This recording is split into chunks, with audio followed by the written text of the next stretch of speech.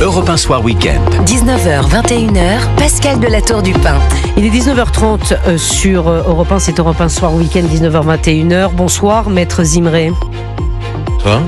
Merci d'être avec nous en direct sur ONAS pour l'intégrité. Le procès n'a duré que 30 minutes. 30 minutes. D'abord, je voudrais savoir comment va Boualem Sansal, Maître.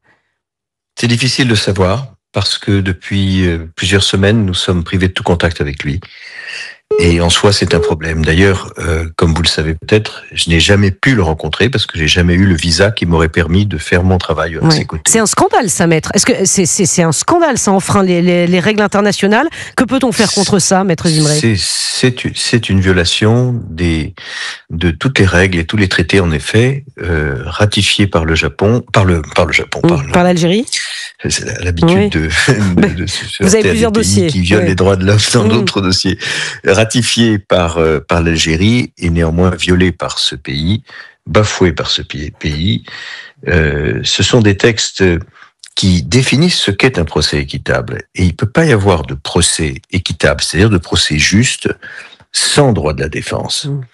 Et il ne peut pas y avoir de droit de la défense si l'avocat ne peut pas voir son client, s'il ne peut pas avoir accès à son dossier. Ces droits qui nous sont, encore une fois, déniés par l'Algérie dès le début de cette affaire. Donc j'ai du mal à vous répondre sur la santé, l'état de santé, l'état moral réel de Boualem Sansal. J'ai eu des indications pendant longtemps. Et puis, depuis plusieurs semaines, il est au secret absolu.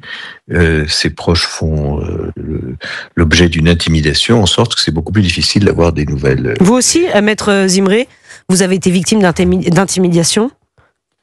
D'intimidation, non, mais dès que j'ai été appelé à prendre la défense de Boualem Sansal, j'ai fait l'objet, comme vous l'avez peut-être vu, dans les réseaux sociaux algériens et dans les médias algériens, d'une campagne inacceptable et que... antisémite, on dit les choses, Maître Zimré, il faut mettre un nom sur ces abominations.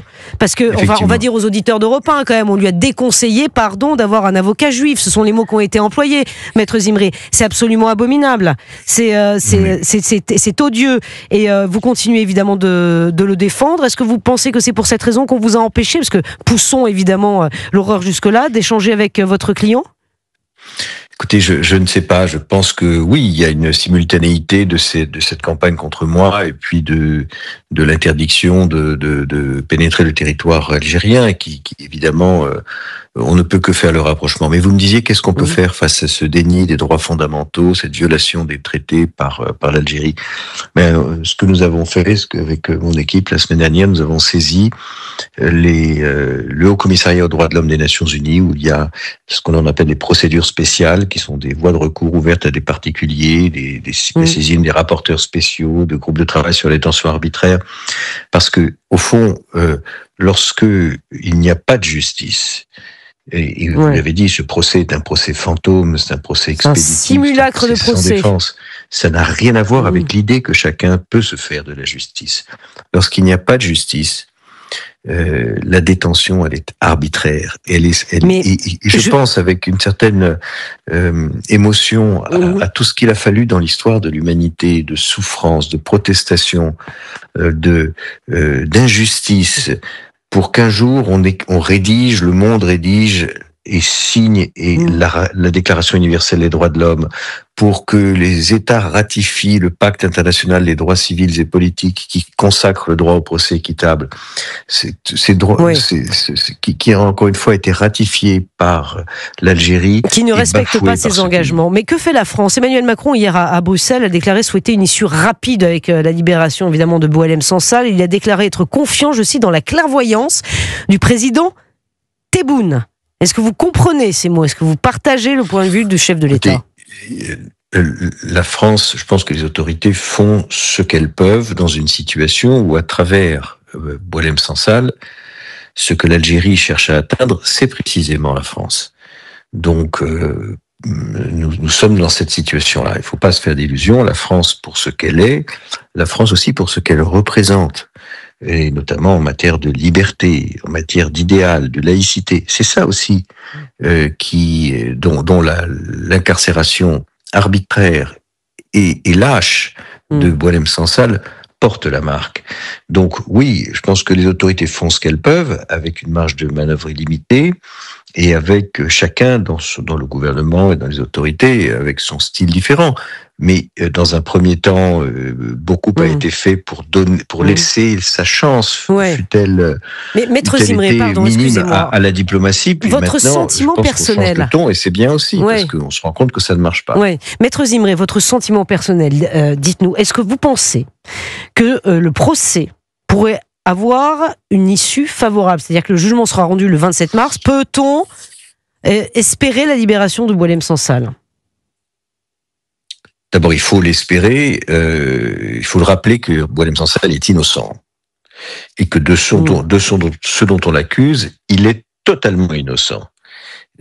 Donc, en théorie, on devrait dire cette innocence devrait apparaître. Mais ça, c'est en théorie seulement. Ça supposerait qu'on est face à de vrais juges qui ont la latitude et la liberté d'apprécier par eux-mêmes. Ce n'est pas le cas en Algérie. Et quand on dit le procureur a requis 10 ans de prison... mais pardon, excusez-moi, il a 80 ans, Boualem Sansal. Il est malade, 10 ans de prison, ça veut dire quoi? Ce que disait Paul Molin, c'est le condamné à mort. C'est épouvantable. Et ces 10 ans de prison n'ont pas été requis par un procureur indépendant. Ils ont été requis sur instruction. Et c'est pas une accusation, c'est ce que je dis, c'est la loi algérienne.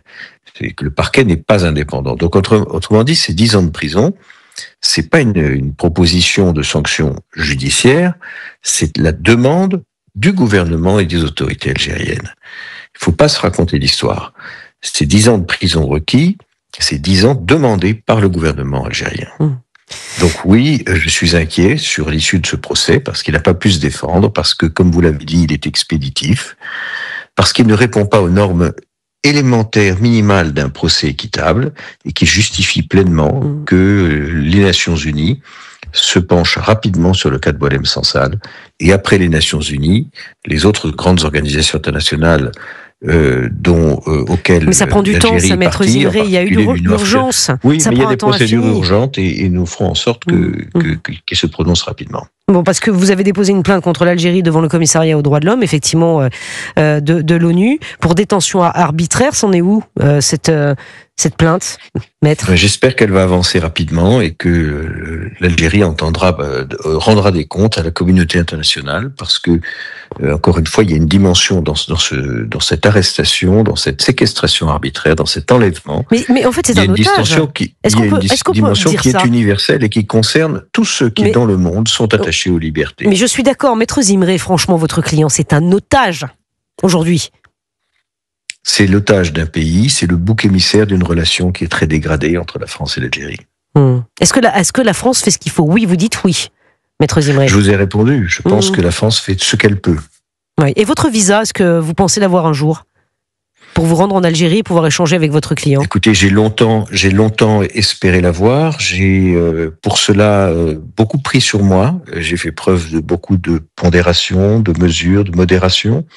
Aussi parce que c'est à l'image du tempérament de Boualem Sansal, et qu'il n'aurait pas aimé une autre chose pour le représenter. Et force est de reconnaître que ni la modération, ni le respect du cadre procédural algérien dans lequel j'ai voulu m'inscrire n'ont eu un quelconque effet sur ma demande de visa. Et c'est d'autant plus choquant qu'il existe depuis 1962 un accord spécial de coopération et d'échange entre les avocats algériens et français, où l'on peut exercer des deux côtés de la Méditerranée. Et c'est aussi cet accord qui est violé par l'Algérie. Donc il viole les droits fondamentaux, il viole les droits de la défense, en toute impunité pour l'instant. Il viole cet accord franco-algérien. Ouais, et en toute impunité, Maître Zimré. On n'a pas de moyens quels sont les moyens de pression, entre guillemets, dont nous disposons sur les autorités algériennes? La seule pression à ce stade dont nous disposions, après ça c'est entre les mains des autorités du gouvernement, mais la seule pression, c'est d'abord l'expression d'une indignation et d'une réprobation. Il faut que les dirigeants algériens comprennent qu'ils engagent ici l'image de leur pays, et pour beaucoup de pays c'est important. Les pays sont comme des marques. Vous savez, j'ai été diplomate, et des marques auxquelles sont attachées des valeurs, et Et je pense que ça ferait un tort considérable à l'Algérie que Boualem Sansal demeure plus longtemps en prison. Et surtout que, comme vous l'avez très justement rappelé, il est âgé, il est malade, il est fragile. Et si on ne peut pas faire appel dans ce pays à la justice parce que la justice n'est pas libre, donc qu'elle n'existe pas, faisons appel au moins au sentiment d'humanité. Un sentiment d'humanité, vous avez raison, maître, effectivement. Faisons appel au sentiment d'humanité. C'est ce que vous dites, maître Zimré, ce soir sur Europe 1. Une petite précision encore. Le bâtonnier d'Alger expliquait, alors c'était il y a quelques semaines maintenant, fin février je crois, que Boualem Sansal avait récusé ses avocats et avait demandé à se défendre seul. Vous n'avez eu aucune information à ce sujet? Si. Il a fait l'objet de pression pour pouvoir, comme vous l'avez rappelé, pour qu'il change d'avocat français. Il a refusé, il s'est mis en colère. Et il a dit dans ces conditions, moi je veux changer mon équipe algérienne et garder l'avocat français. C'est vrai, c'est très courageux. On est allé lui expliquer que c'était pas possible et dans ces conditions, il a dit je vais me défendre tout seul. Ce qu'il a fait avec beaucoup de panache et on le retrouve dans son courage, dans son panache et dans ses qualités exceptionnelles. Merci beaucoup, maître Zimré, avocat de Boualem Sansal. Évidemment, nous reviendrons vers vous. Vous savez que sur Europe 1, nous soutenons évidemment votre client. Nous en parlons régulièrement. Nous dénonçons régulièrement ces conditions de vie, ces conditions de rétention arbitraire. Nous reviendrons vers vous évidemment et vous revenez vers nous dès que la situation évolue. Nous le souhaitons le plus rapidement possible. Merci maître, il est 19h42 sur Europe 1, le journal permanent dans un instant. Jules Torres, Paul Melun sont toujours dans ce studio. Tiens, je voudrais juste avoir votre réaction dans un tout petit instant justement sur ce réquisitoire arbitraire autour de Boualem Sansal. Et on parlera aussi de la loi sur le narcotrafic, complètement dépecée à l'Assemblée nationale. Que reste-t-il de cette loi? 19h42 sur Europe 1.